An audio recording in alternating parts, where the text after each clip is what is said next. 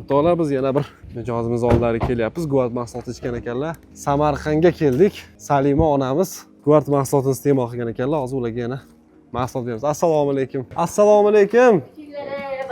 Onam yaxshimisiz? Salomatmisiz? Yaxshimisizlar? Mahsulot olib kelyapmiz-da.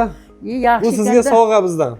Rahmat. O'tirib olavering onam. Buni ichishdan oldin nima muammolaringiz bor edi onam? Muammolar. Mana buksamdan oyog'imni oldigacha pastgacha og'riq bor edi. Aha. Tizzalarim achib og'riydi. Ha. Oqshom uyqum shunchalar ana bo'laydi. Mana u oyoqda pasti boya mana go'shtlar joyi shunchalar og'riydi. Uqalab o'tirdim. Ha. Keyin hansirash kuchlaydi. Gartak yursam bir 10 metr yursam to'za hansiraydim. Hozir o'shalar kamaydi. Oyog'imda og'rig'i umuman yo'q. Faqat tizzamda gartak ko'proq yursam o'sha oyog'im yuqorida pastgacha og'riq sahal bor. Ha. Foyda qildim, rostdan foyda qildim.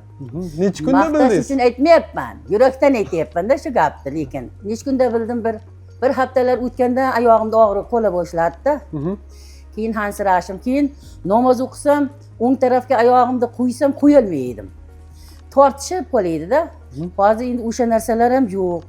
Bemalol namoz o'qiyapsiz? Bemalol namozimni o'qiyman. Qiynalmayapsiz? Yo'q, uncha qiynalmayapman. Sahal bor. Endi aytdim, mani bir kursini olib bo'ldim. Endi yana bir 6 oyda ichida yana bir kursini olishim kerak deb o'tiribman-da shundan. Lekin foyda qildim. Rahmat kompaniyaga ham, Shahram G'iyosov, Nursulton Ro'ziboyevni o'shalar birinchi reklama qildi-ku. Shular aytdim, bular taniqli insonlar.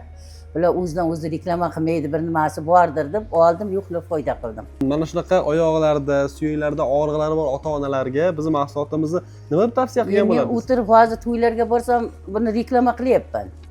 Aytyapman, shunday og'riqlar achib, og'riqlar yo'q. Suyaklarda ham hamma narsada o'zgarish bor, og'riqlar yo'q.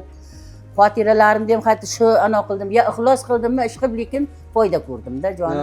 Mamnunmisiz, asosiysi rozimisiz? Ha, roziman.